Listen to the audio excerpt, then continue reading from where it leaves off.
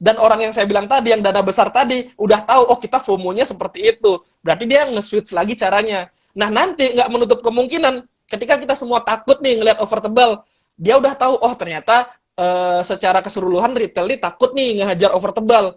Ya udah dia hajar sendiri. Kita itu akan selalu follow the big money. Makanya yang paling sulit, ini juga kata dari Mas Bekti pernah bilang sendiri, yang paling sulit buat kita sebagai scalper adalah ketika dana masih kecil memang. Itu struggle yang benar-benar harus ngikutin ini. Beda kalau kita udah Yakin market ya.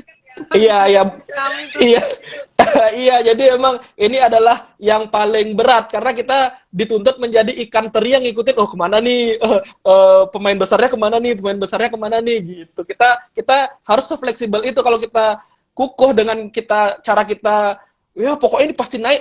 Udah nggak bisa deh. Kalau udah kata-katanya, oh ini pasti naik, udah berabe dah. ada kepastian ya. Jadi kita harus terus Yes. dinamis. Kalau dulu kita dengar, oh kalau begini tuh begini, kalau begini tuh begini. Market sudah berubah. Tadi juga beberapa yang mengikuti Instagram Live ini komen ya. Mereka bilang market sudah berubah. Persis seperti yang dikatakan oleh Bli Yorga Arsana. Artinya kita nggak boleh kekeh sama pemikiran kita sendiri. Harus lihat juga dinamika market kayak gimana. Nah, menarik banget tadi yang dibilang Beli juga, yang paling susah itu pada saat dana kita masih kecil, kita masih menjadi teri-teri lucu gitu kan, kita HK aja dengan seluruh uang kita, itu sahamnya nggak ngefek apa-apa ya.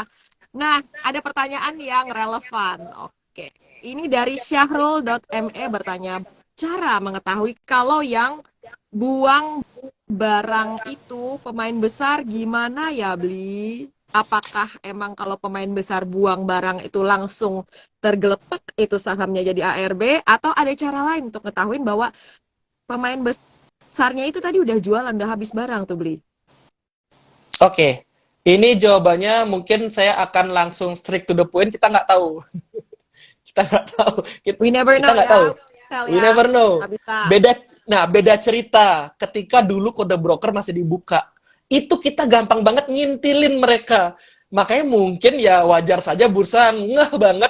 Ini pelaku pasar semua ngikutin broker-broker tertentu nih. Jadinya bener-bener kayak ikan teri yang ngikutin, ih kemana nih gitu. Sekarang kita nggak. Sekarang bagusnya adalah, memang ada bagusnya, kita dituntut untuk analisa. Jadi kita nggak asalan ikut. Dulu memang jadinya karena semua ngikutin, mungkin yang pemain besar juga bete karena ini aku nggak bisa buang barang karena sebelum aku buang udah dibuang yang kecil-kecil duluan. Jadi mungkin bursa ngerasakan negatifnya kalau yang besar ngambak kan, nanti market sepi, ya susah juga jadi yang membuat regulasi kan. Makanya saya ngehnya adalah sekarang itu kita bukan dituntut untuk ngeluhin itu, tapi kita dituntut untuk pinter, di mana kita lebih tajam lagi analisanya. Gimana kita analisa, kita harus lebih dalam. Misalnya let's say kita dulu gampang banget tahu dengan cara lihat Broksum, apakah tadi yang hajar tembok itu masih punya barang, apa udah net sell, atau bahkan udah kosong sama sekali.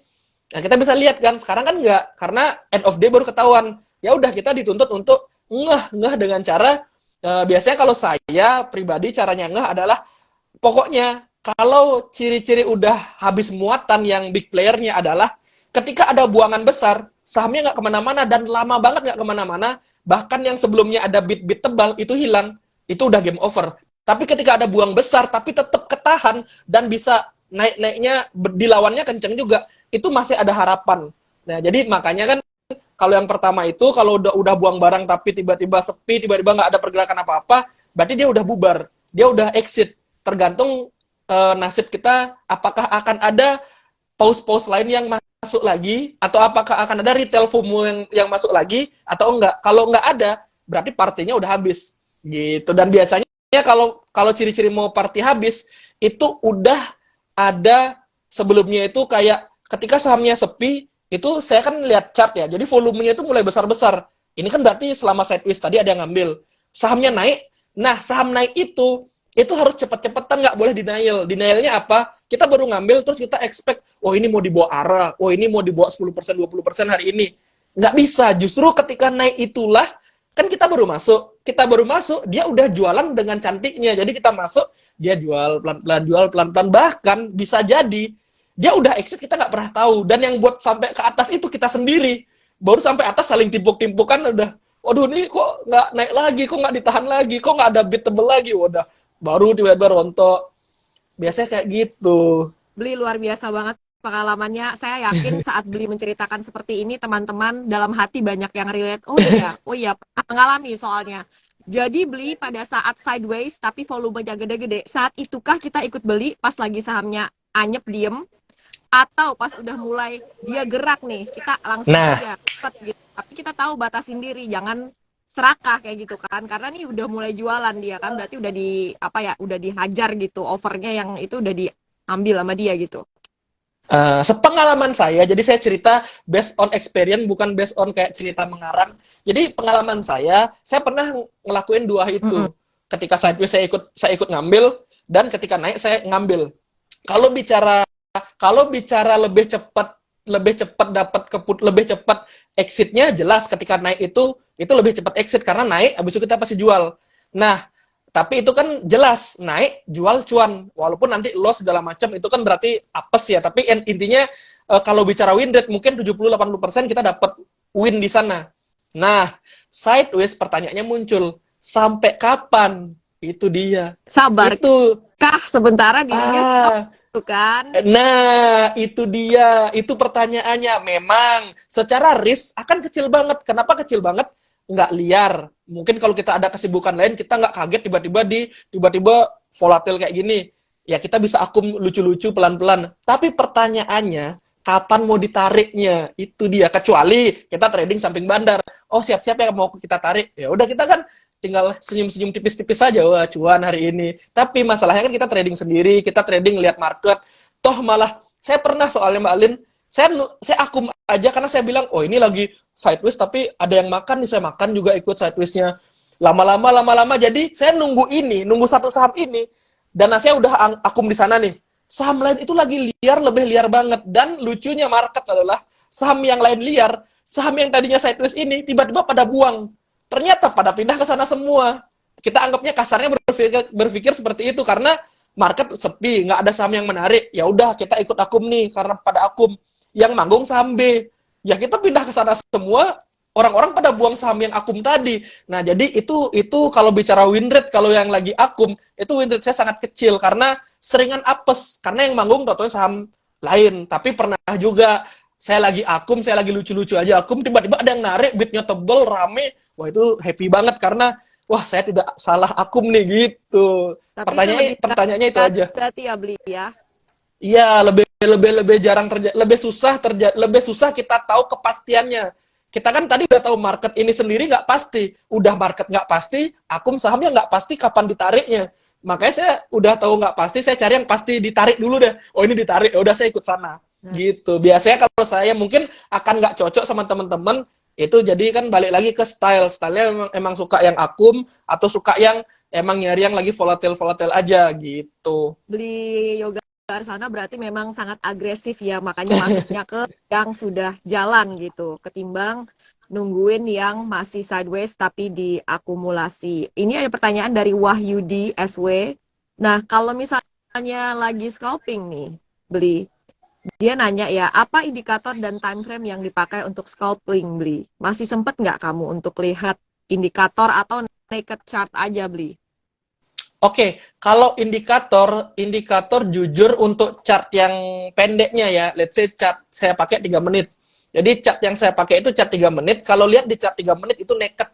Benar-benar nggak pakai indikator apa-apa karena kan ngelihat pun misalnya ngelihat indikator apa itu volatilitasnya nggak begitu jadi indikator apa-apa di kita. Justru yang saya pakai indikator itu di chart, saya kan pakai 2 chart intraday, chart 3 menit, dan chart daily untuk lihat tren panjangnya. Chart daily-nya saya pakai indikator cuma moving average aja. Jadi saya pakai moving average karena di chart daily itu saya lebih ngelihat tren besarnya. Karena saya pengen lihat teman-teman kita yang nanti itu nge-swing atau teman-teman kita yang emang based on charting itu ngelirik saham apa. Jadi kalau chartingnya bagus kan teman-teman kita yang emang punya style yang berbeda itu pasti suka sama sahamnya. Karena suka, sahamnya rame. Jadi itu, kalau yang intraday saya naked banget, bener-bener cuma chart 3 menit doang sama ada volume-volume doang yang saya bilang tadi. Jadi saya tahu selama sideways ternyata volumenya lumayan ada yang makan nih gitu, atau ada yang buang atau ada yang makan. Intinya ada yang nampung nih dengan volume segini selama sideways kayak gitu. Oke, jadi yang simple aja ya teman-teman belinya pakainya, semoga membantu. Kemudian tadi terkait dengan pertanyaan, nah ini salah satu tantangan juga mungkin teman-teman yang udah scalping tahu ya, pasti pernah merasakan ini.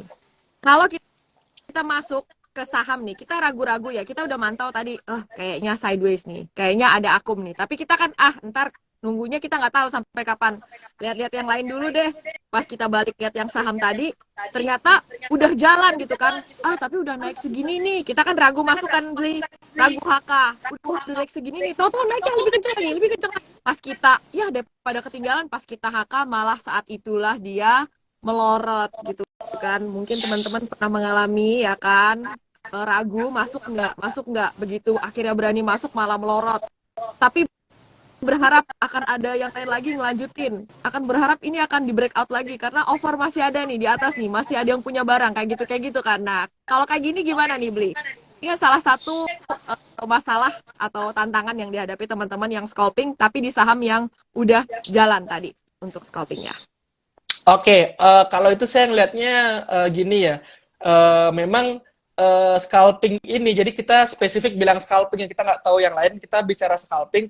Scalping itu menurut saya, selain dari kita harus jago teori, kita sering praktek, itu ada satu yang biasanya ini tuh mempengaruhi entah kita berani entry atau berani exit, atau entah kita ngeyel FOMO atau kita takut.